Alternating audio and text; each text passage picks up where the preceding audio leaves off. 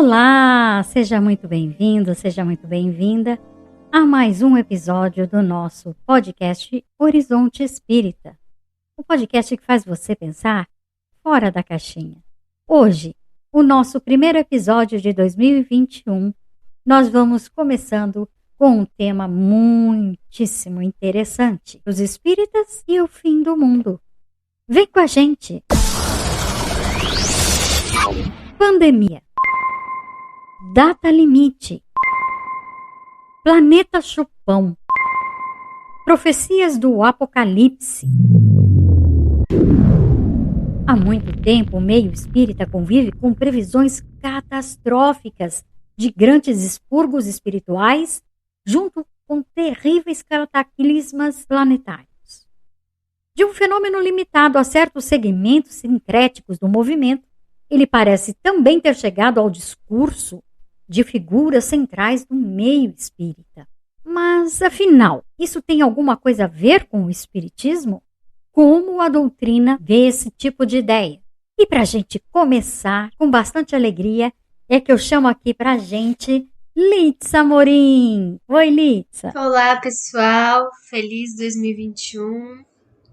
Feliz de estar aqui falando sobre esse assunto tão instigante. E do outro lado dessa nossa mesa que não tem formato, ele, o nosso jovem mais velho, Eric Pacheco. Oi, pessoal, primeiro podcast de 2021.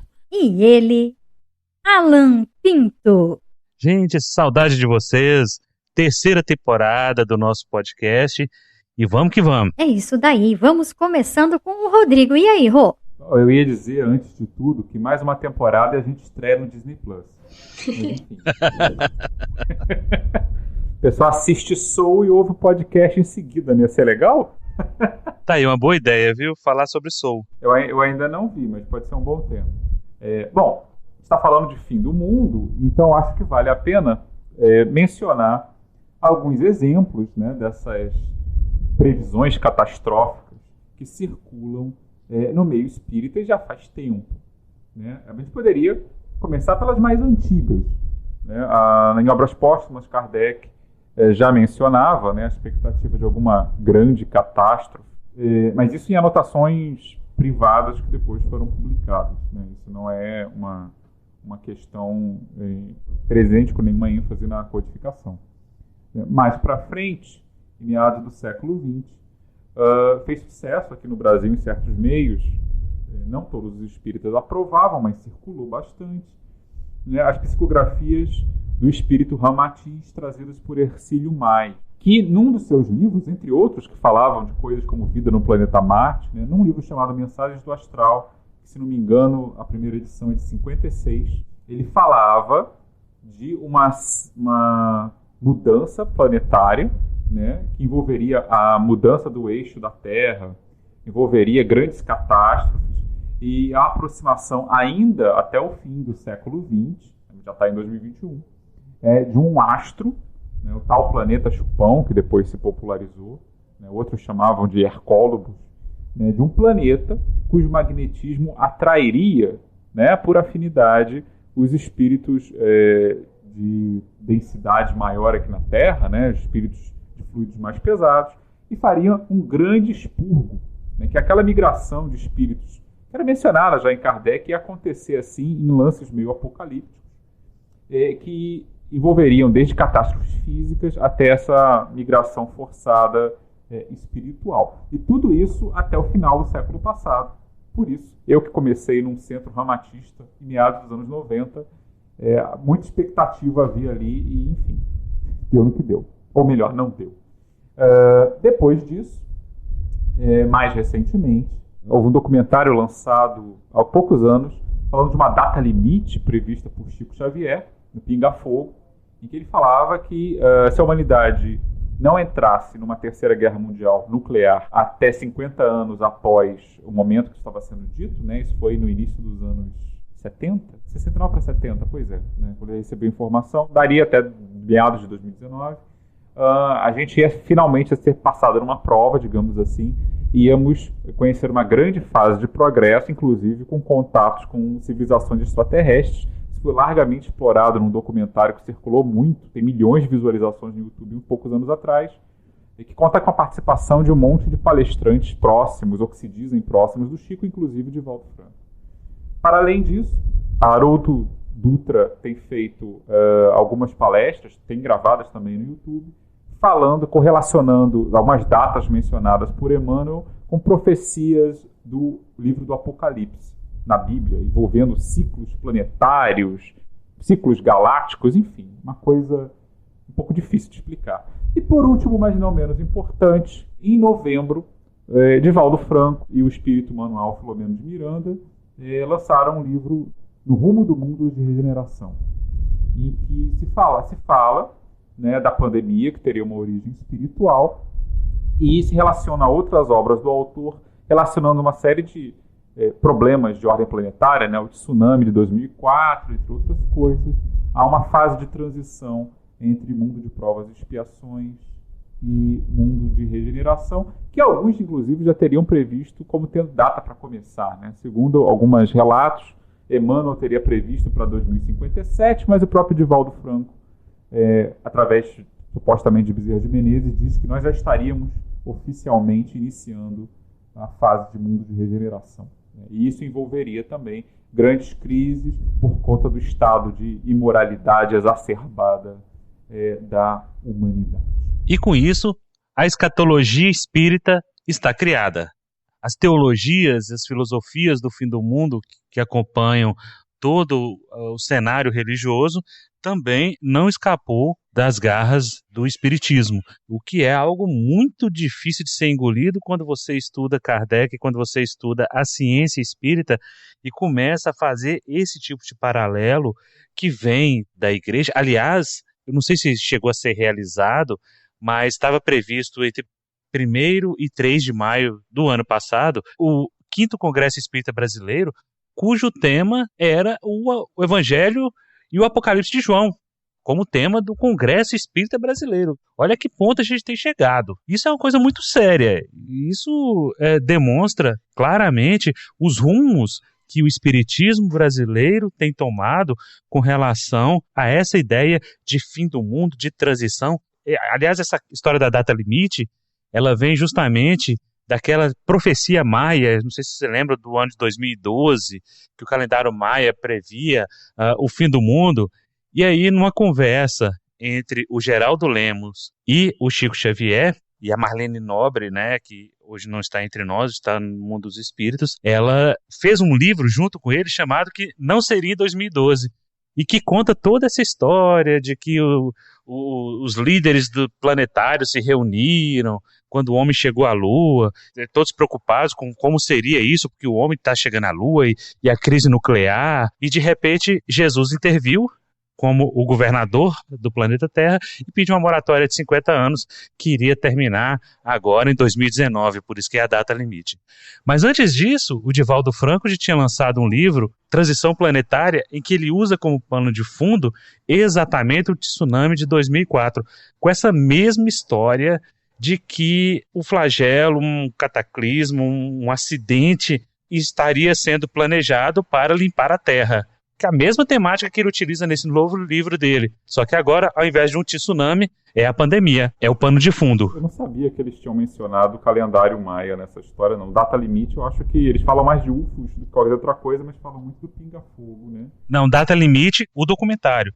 Mas tem o Data Limite, que é um livro lançado pelo Geraldo Lemos e pela Marlene Nobre, que eu tive a felicidade de começar a ler, mas não tive paciência de terminar, porque quando ele começou a justificar, usando até Kardec, para justificar essas teorias dele, eu deixei para lá, sabe? Não valeu a pena terminar o livro.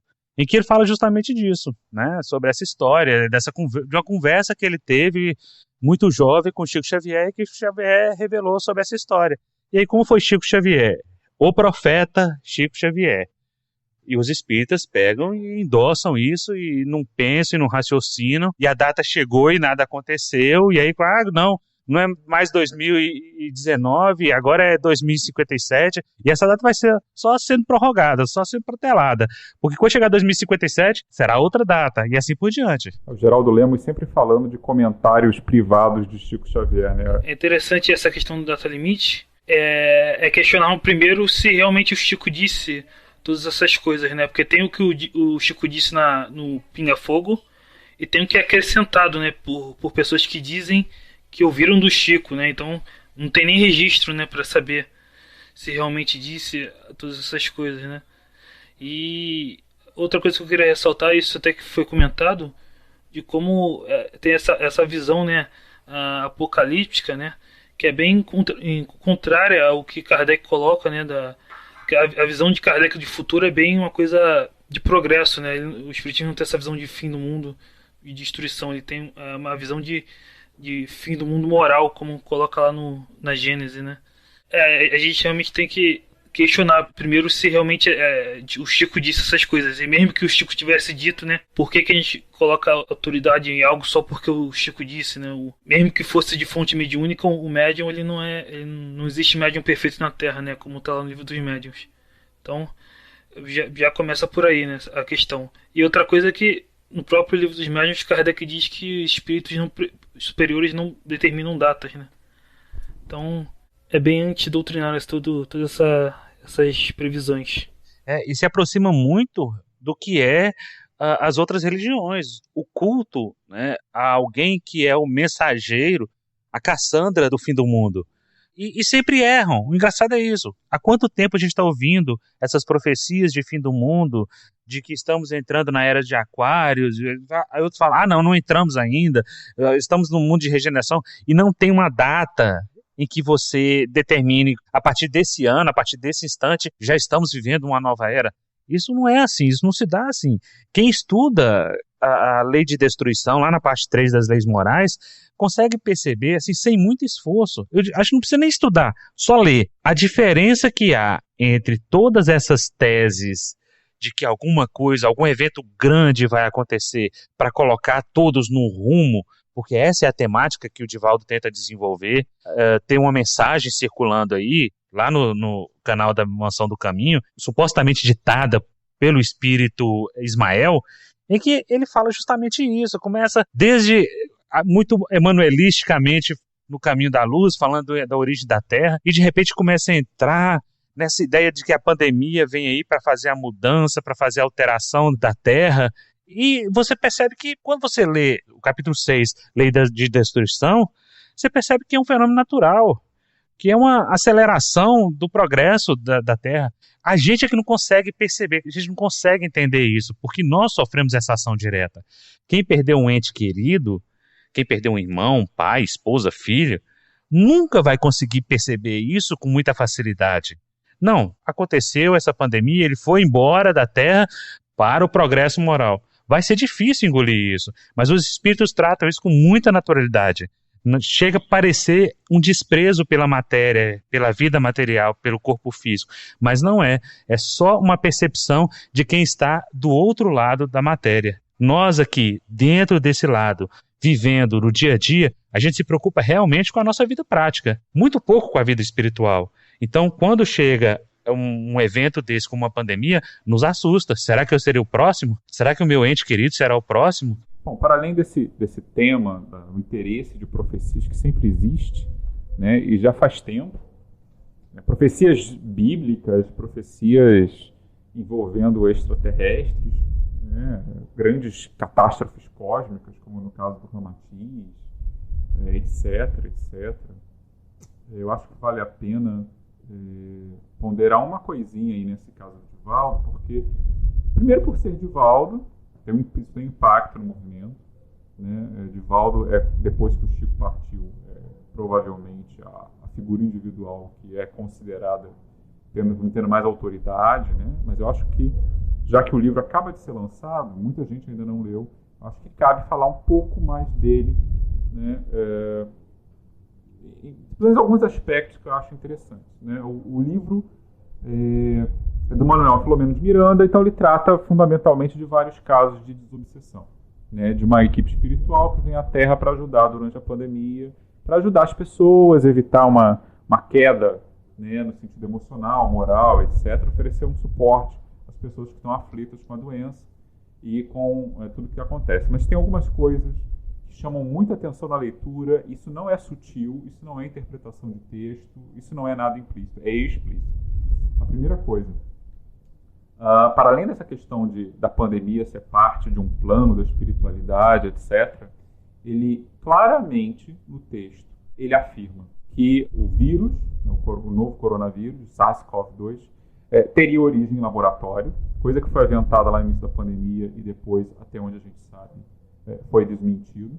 Ele diz também, né, de que a pandemia teria suscitado planos de controle populacional pelo não atendimento, ou pelo descaso maior com a questão da saúde com idosos, o que seria Eurípides Barçanufo, um espírito superior, dizendo que seria uma das teses preconizadas pelo comunismo, o que não faz o menor sentido histórico. Não estou fazendo apologia de doutrina política ou ideológica, estou reconhecendo um fato. Esse tipo de controle populacional de idosos, isso nunca fez parte de filosofia comunista.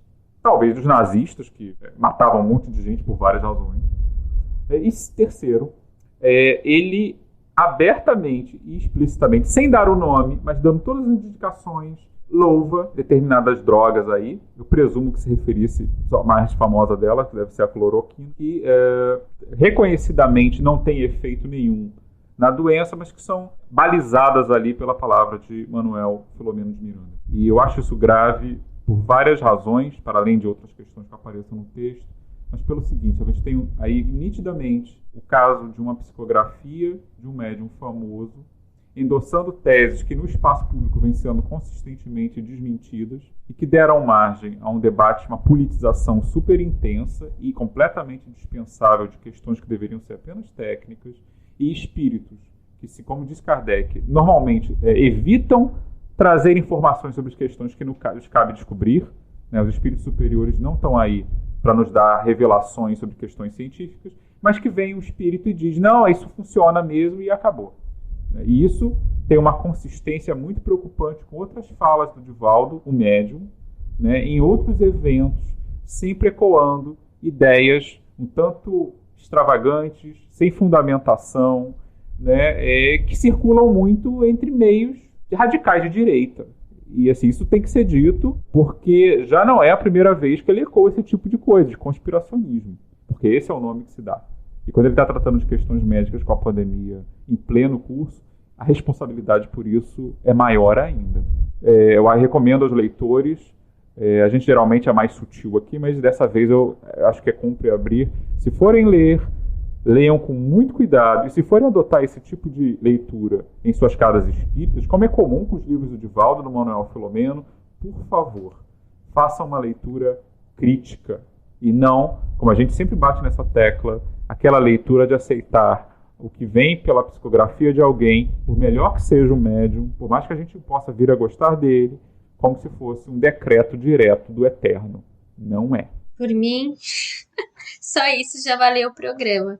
Se você falasse só isso, para mim já acho um serviço pro movimento espírita. Não preciso falar mais nada, já falei tudo que eu queria, posso até ir embora. Fora que demonstra um senso de oportunidade muito grande do senhor Divaldo Franco de pegar um evento mundial como a pandemia e escrever um livro em cima disso. Assim como ele fez no livro Transição Planetária, falando sobre o tsunami de 2004, logo depois de ter ocorrido. A temática é sempre a mesma. Um evento, um flagelo, vem para limpar uma determinada região. Lá foi a Ásia e agora está sendo o mundo. Só mudou a escala. O problema é que, assim, no caso do tsunami, se não me engano, foram 200 ou 250 mil pessoas. Em termos mundiais, é muito pouca gente para ser uma limpeza, entendeu? Mesmo a pandemia de agora, se você somar todos os mortos e os previstos, sem minimizar a importância dela, mas se fosse para fazer uma limpeza mundial, em termos de desencarne em massa, a gripe espanhola de 100 anos atrás, quando ainda não era mundo de regeneração, aquilo era o quê? 50 milhões em 2 anos. Quando vem com esse argumento pela via do desencarne em massa, não convence, teria que matar muito mais, a população está quase 8 bilhões, entendeu? Então, assim, a gente entra numa contagem de corpos que é meio... Tudo bem, assim, você pode argumentar que seja uma coisa que possa tirar uma lição moral, algo que vai abalar muita gente no mundo muito conectado, tudo bem. Mas quando me parece que essa coisa de limpeza no sentido de desencarnar a gente, então manda um asteroide que vai fazer muito mais efeito, né? Sabe? Vem meteoro. Porque assim, não é por aí. Varíola teria matado muito mais gente.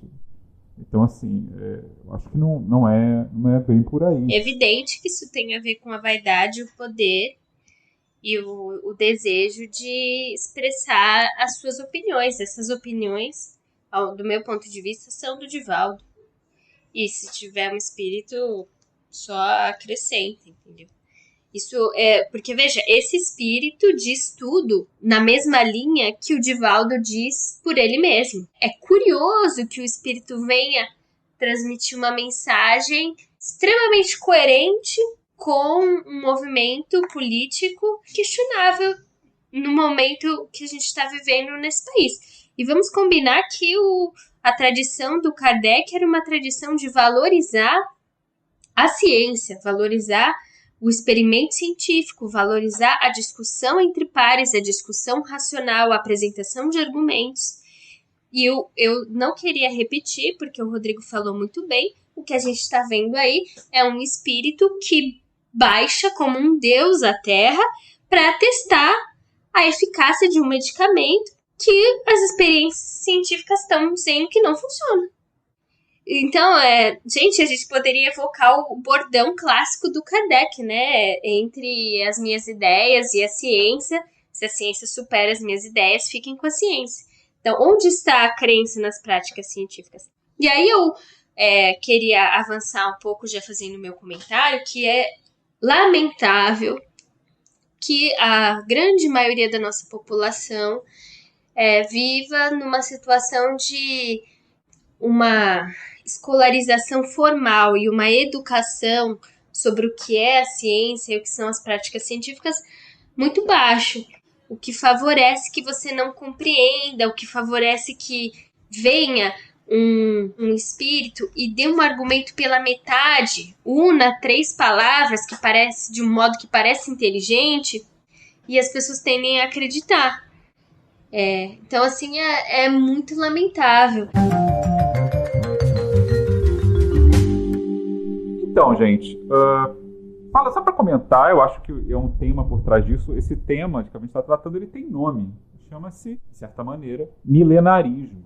Milenarismo, falando aqui de milenarismo cristão, né? Isso existe em outras religiões e culturas, mas basicamente milenarismo é aquela ideia de que algum grande evento, né, algum fenômeno alá fim do mundo vai acontecer e vai levar a uma transformação para melhor, né, instituir uma espécie de, digamos assim, paraíso terreno.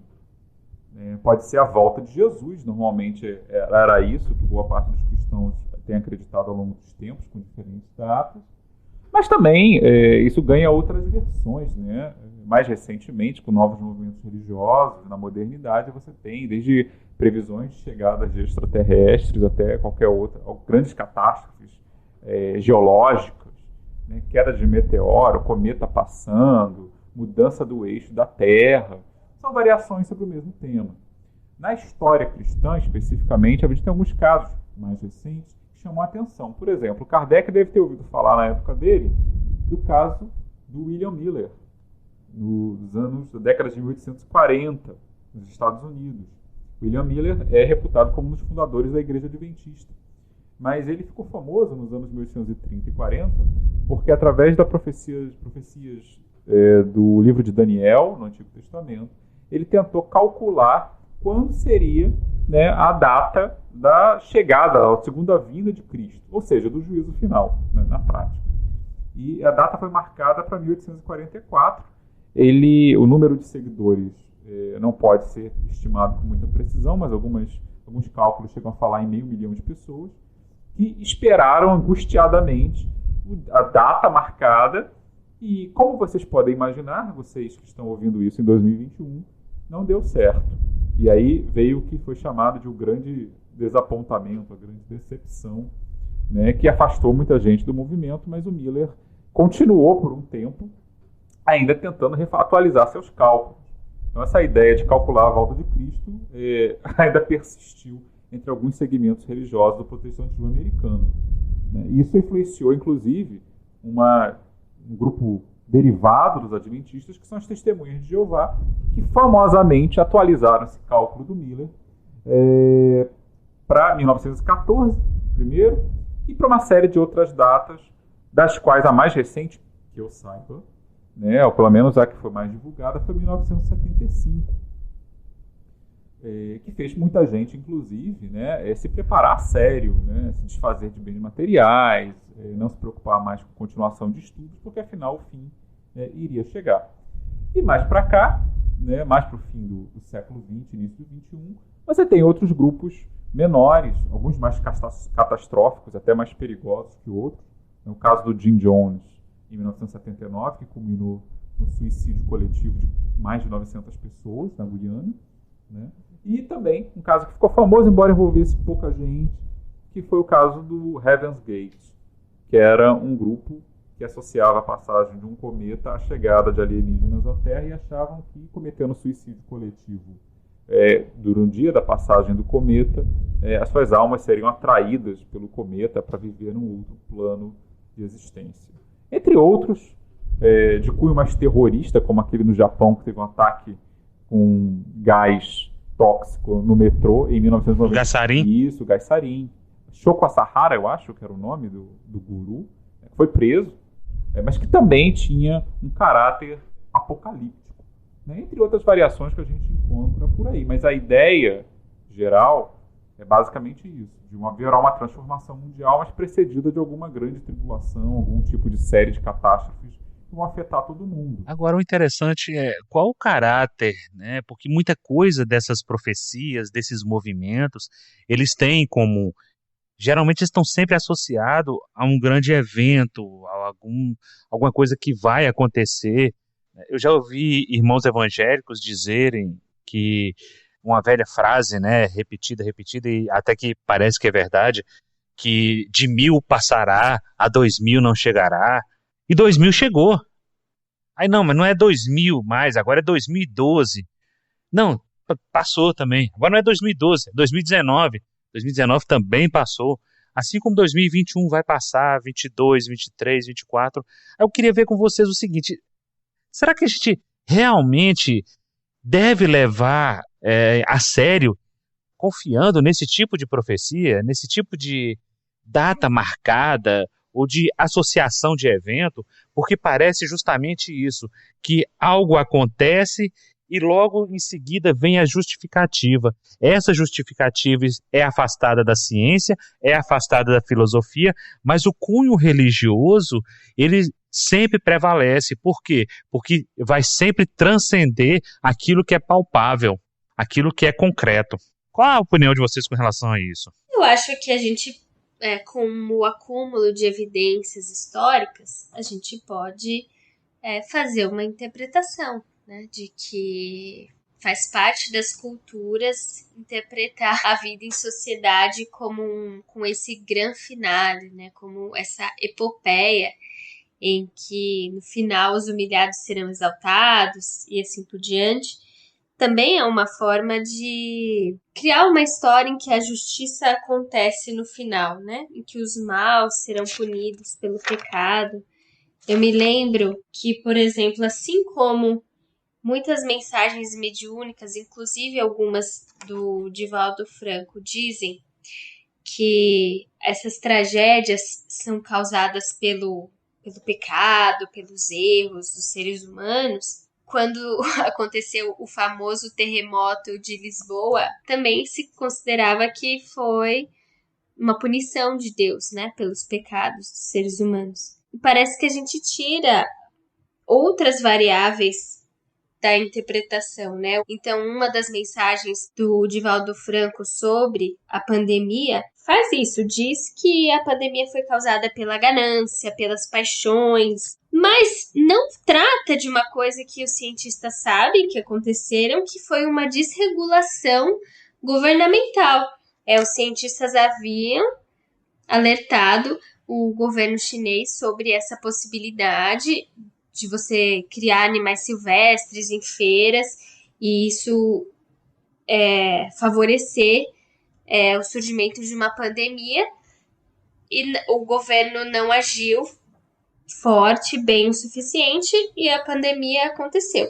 Então, do meu ponto de vista, fica evidente que são problemas coletivos, da organização coletiva, e não de um pecado individual, como muitos espíritos querem fazer crer. É lógico, gente, que tem uma relação entre individual e coletivo, mas o que a gente vê nessas mensagens mediúnicas é uma repetição de bordões sem fim, e queria dizer outras coisas.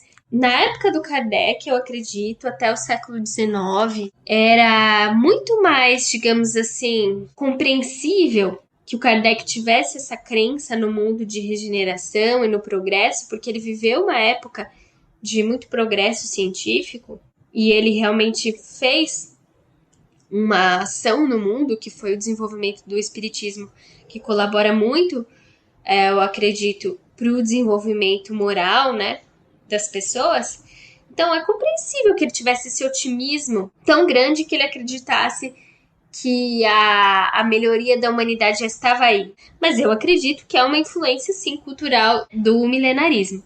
Agora, nós que já estamos no século XXI, que já vimos acontecer muita coisa, nós deveríamos ser mais cautelosos, né? Sempre lembrar que depois do século XIX, que foi um século de otimismo, a gente viveu grandes tragédias no século XX, como, por exemplo, o Holocausto Judeu e etc.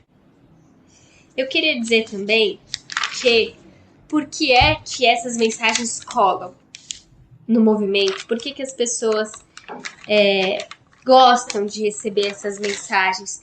Porque elas funcionam como talismãs.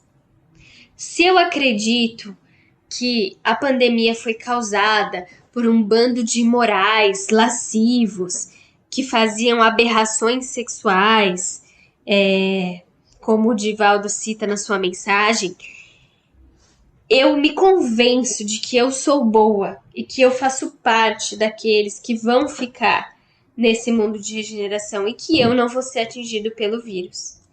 Então, todas essas mensagens que fazem uma associação muito simplista, né? Quem é do bem, quem vibra alto, não vai ser pego. Elas têm uma função no psiquismo das pessoas, que é digamos assim, escamotear o sentimento de medo, de vulnerabilidade. Então, acho que seria mais prudente que a gente aceitasse que nós somos, sim, vulneráveis. Então, aqueles que dizem que estão mais confiantes e otimistas, alimentando pensamentos de amor e vibrações altas para não serem pegos pelo vírus, na verdade são os que mais têm medo, porque tem tanto medo que querem uma resposta mágica que os livre da angústia de que eles podem sim serem atingidos pela pandemia. Lícia, você me fez lembrar com essa sua fala aí o que foi a AIDS na década de 80, logo do surgimento da década de 80. Chegou-se a chamá-la, inclusive, de peste gay, ou seja, só entre os promíscuos. Aí, de repente, não eram mais os promíscuos, eram aqueles que estavam em transfusão de sangue, eram os hemofílicos, e a gente vê que essas narrativas estão sempre ligadas a um componente moral. O tsunami de 2004, que é narrado no livro Transição Planetária, coloca justamente essa questão, que o tsunami da Ásia, que na verdade morreu quase o mesmo número de pessoas que hoje são vítimas aqui no Brasil da pandemia do coronavírus. Ou seja, a gente está tratando aí de duas questões muito parecidas em número de vítimas. E a justificativa dele, o argumento do livro, é que esse tsunami aconteceu justamente porque aquela região da Ásia era muito dada ao turismo sexual. Aí eu te pergunto, e aquelas famílias de lavradores que nunca tiveram nada a ver com isso, como é que fica? Como é que se justifica? E aquele que estava ali a passeio, como é que fica? Estava com a família. Aliás, tem um filme que narra justamente isso, O Impossível, que é uma família que sobrevive ao tsunami da Ásia. Como é que ficam essas questões? Em que momento nós deixamos de ser racionais e, como vocês falaram muito bem, deixamos de acreditar na ciência e passamos a acreditar nessas sandices, nessas fantasias, justamente para quê? para nos proteger, para nos aliviar da angústia, como você muito bem falou, Lídia. Em que momento isso é espiritismo? Em que momento isso deixa de ser espiritismo? Eu acho que essa é a reflexão que a gente tem que levar para os nossos lares, para as nossas vidas. Eu acredito que realmente isso tenha muito uma influência do cristianismo tradicional, né, no movimento. E aquela ideia do Apocalipse, né, o livro da Bíblia, do Novo Testamento, né, que traz, né, para alguns essa visão do fim do mundo, né. Mas é interessante que eu quero mencionar que em português o título desse livro é Apocalipse, né, mas em outras línguas, né, o livro se fala o livro da revelação, né, porque na verdade na época, né, do cristianismo primitivo haviam vários livros de Apocalipse, né, que traziam uma nova revelação, né, e não necessariamente tinha essa visão de fim de mundo, né. Às vezes se acreditava que isso se referia a acontecimentos próximos, né, ou que já ocorreram, né, e não a um fim do mundo, né. Mas a ideia era o livro da revelação, ou seja, trazer uma nova revelação, uma nova verdade. Acho que a gente precisa ter mais os pés no chão, ser menos dados a especulações que queiram explicar as razões de tudo e o destino de todos e de todos. Nós espíritas precisamos admitir que nós não temos todas as respostas. A gente não precisa trabalhar de guru, de quem explica tudo. Isso se torna, inclusive, insensível com quem é vítima de tragédias. E que nós possamos desenvolver uma espiritualidade mais profunda, que primeiro a gente pode admitir que tem medo de morrer, admitir que nós gostaríamos de ficar mais por aqui. A gente pode tentar se proteger durante a pandemia, pode e deve se proteger e proteger o próximo. E sabemos que se a gente tiver que enfrentar a morte, nós vamos encontrar ainda vida do lado de lá. Então não precisa dessas narrativas grandiloquentes, que eu sinceramente não vejo muito por que elas servem. Se não para dividir o mundo entre os espíritas puros evoluídos e os devassos, corruptos e que praticam aberrações sexuais, que estão para deixar o planeta, né? Inclusive, isso parece mais uma projeção de desejo dos seres humanos. Então assim, eu ser humano que acredito na punição, como eu não posso acreditar no inferno, já que eu sou espírita, então eu acredito que Deus vai deixar alguns amigos de castigo, e Ele vai tirar essas pessoas. Então eu acredito hoje que o objetivo de Deus é educar todos os espíritos, e não necessariamente precisa tirar os piores do planeta Terra, porque é muito difícil você passar uma régua e dizer quem é pior e quem é melhor, porque aquela pessoa que a gente acha que é um grande vilão, ela só fez uma burrada na vida que a gente poderia ter feito se estivesse no lugar dela. Então, como educadora, eu acho que nós espíritas precisamos relativizar um pouco esse conceito de que tem uns maus que vão ser expurgados e que a Terra vai virar um paraíso depois disso. É meio infantil esse pensamento. Quando a gente vê que as estruturas, os problemas políticos, econômicos, culturais, os problemas religiosos, os problemas que acontecem numa família, raramente tem a ver, ou menos tem a ver com um indivíduo que é o mauzão. Geralmente tem a ver com uma rede de pessoas que está doente, ou que tem uma cultura muito retrógrada, etc, etc. Só reforçando o que você está dizendo aí, Lito, eu acho que isso é um resgate daquele velho pensamento ancestral do povo escolhido. O espiritismo como a terceira revelação, os espíritas como aqueles que tiveram a oportunidade de conhecer o espírito de verdade, que vem falar só para os espíritas, quando na verdade essa mensagem ela é para o mundo, ela é para todos que têm ouvidos de ouvir. E falando em espírito de verdade, você falou aí da questão do medo da morte, tem uma frase justamente nesse capítulo sobre a lei de destruição, e que os espíritos dizem o seguinte: venha por um flagelo a morte ou por uma causa comum, ninguém deixa de morrer por isso, desde que haja soado a hora da partida. A única diferença nesse caso é que o maior número de pessoas parte ao mesmo tempo.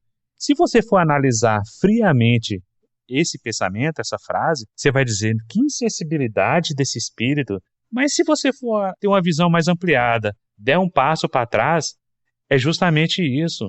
Nós estamos aqui num brevíssimo momento diante da eternidade. Devemos temer a morte? De forma alguma.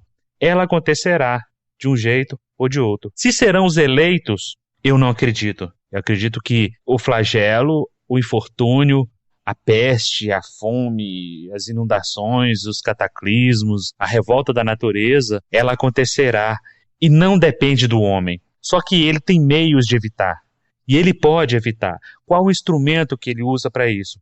A ciência. Então, quanto mais nos aproximarmos da ciência, mais nos afastaremos das consequências. A limpeza, a aceleração do progresso, ela virá. Ela é uma fatalidade. Vai acontecer. Quer queiramos ou não. Com, sem e apesar da nossa vidinha, da nossa existência. Eu acho que vale a pena lembrar o seguinte, a gente não está dizendo, né, que grandes catástrofes ou coisas disso, quando acontecem, elas não possam ter um impacto espiritual ou moral, etc. Né? Isso está dito no livro dos Espíritos. Mas o que a gente está dizendo é que a gente não deve achar que, pelo menos não com base naquilo que a doutrina nos ensina, que, meu Deus, o pessoal está fornicando muito, vai falar Sodoma e Gomorra, mandam um terremoto para lá. Porque se fosse assim, isso teria que acontecer com muito mais frequência. E uma coisa que me chama a atenção, que a Lídia mencionou, mas eu acho que vale a pena reiterar, é que muitas dessas obras, não é apenas lá do Divaldo, embora tenha me chamado a atenção ali essa fórmula, a impressão que dá de que o mundo está sempre piorando, é sempre mais imoralidade, é mais isso, mais aquilo, mas, gente, quando não foi assim? Né? As pessoas pensam que porque elas têm televisão, ou porque existe, sei lá, é mais fácil acesso à pornografia ou coisa assim, que as pessoas são moralmente, terrivelmente piores do que antes. Não, a gente apenas está mais sensível a certas coisas e tem mais recursos para extravasar paixões para o bem ou para o mal. Então Kardec diz lá no Nova Geração, é o último texto da Gênesis, se não me engano, que diz o seguinte, que essa mudança dos espíritos que encarnam aqui é uma coisa que se dá sutilmente. Ele nega veementemente que venha a haver alguma grande catástrofe que vai morrer gente aos milhões. Não. Simplesmente, à medida que o mundo vai progredindo, e ele progride pelo progresso da maioria dos seus habitantes, aqueles que forem renitentes, mas aqueles que forem renitentes mesmo, né, aqueles que insistem no mal, mesmo quando tem possibilidades de melhorar, nem que seja um pouco, e o que não deve ser tanta gente assim, para ser franco, aí eu que estou interpretando, esses sim são enviados para outro mundo, porque a sua presença aqui poderia atrapalhar. Mas existem muitos outros que são mais ignorantes, mas que vão permanecer talvez em povos menos avançados, mas vão continuar por aqui também. Apenas isso. Né? Então não é planeta chupão, não importa o médium que tenha falado, não é disco voador desaparecendo com pessoas, não é arrebatamento apocalíptico à maneira evangélica, não é nenhuma mega super epidemia que só vai matar os maus, não tem nada disso. A responsabilidade, na verdade, é nossa, né, pelo progresso. Então, o mundo de regeneração ele não se constrói com datas certas, nem com intervenções. Deus ex machina, para usar o termo do teatro. Né, quando aparece um personagem que vem do nada e resolve todos os problemas subitamente. Não. É uma questão gradual. E vamos pensar o seguinte, eu acho que sempre vale pensar nisso. A gente às vezes tem pressa, precisa de uma data, tem que ser 2000, tem que ser 2019, tem que ser 2057, tem que ser, sei lá, que nem Nostradamus, 3000 e tanto. Gente, são essas datas para espíritos? É engraçado nessa literatura que sempre parece que os espíritos estão surpresos com o grau de desenvolvimento da moral da humanidade. Surpresos? Então, assim, eles nunca entenderam, esses que estão surpresos nos livros, eles nunca conhecem muito mal a espécie humana. E mesmo assim, apesar de tudo, o quanto a gente já melhorou. Por Deus, a gente está combatendo uma pandemia e desenvolvendo vacina em menos de um ano. A gente está falando de direitos das mulheres. Em que outra época da história se discutia direitos das mulheres? A gente está discutindo se pessoas podem desafiar convenções religiosas sem serem presas ou mortas. Quando é que isso acontecia? Sabe? Eu acho que é uma certa miopia, um discurso que realmente se repete por atavismo e que não encontra endosso nas bases do Espiritismo. O Espiritismo é uma doutrina muito mais progressista, no sentido raiz, e muito mais sóbria do que essas leituras, creio eu, sugerem. Interessante, né, esse capítulo final, que ele diz aquilo que eu tinha colocado, né, que o fim do mundo para o Espiritismo é o fim do mundo moral. Ele diz aqui o fim do velho mundo, né? Então o Espiritismo não tem essa visão realmente catastrofista, né? É uma visão otimista em relação ao futuro, em relação ao porvir. Então, meus queridos ouvintes, chegamos ao final de mais um episódio do Horizonte Espírita. Eu vi uma frase hoje muito interessante. Em 2020 foi o ano do luto, 2021 é o ano da luta. Então que aprendamos a lutar, combater o bom combate, trabalhar as nossas imperfeições e deixar a vontade divina a hora de chamar a nossa senha e ir sem medo, com coragem e enfrentar todos os desafios que esse ano nos reserva, assim como outros, porque não é questão de ciclo, é questão de um calendário que nós criamos em nossa mente. Para o seu cachorro, para o seu gato, não é 2021, ele vive o hoje. Então que vivamos o hoje, que vivamos o sempre. E assim terminamos mais esse episódio. Uma boa audição a todos e até a próxima. Um beijo a todos, adorei o programa. Tchau, gente, até a próxima. Até a próxima, pessoal. É isso aí. Visite o nosso portal para ouvir outros episódios e conhecer os demais podcasts através do horizonteinfinito.com.br.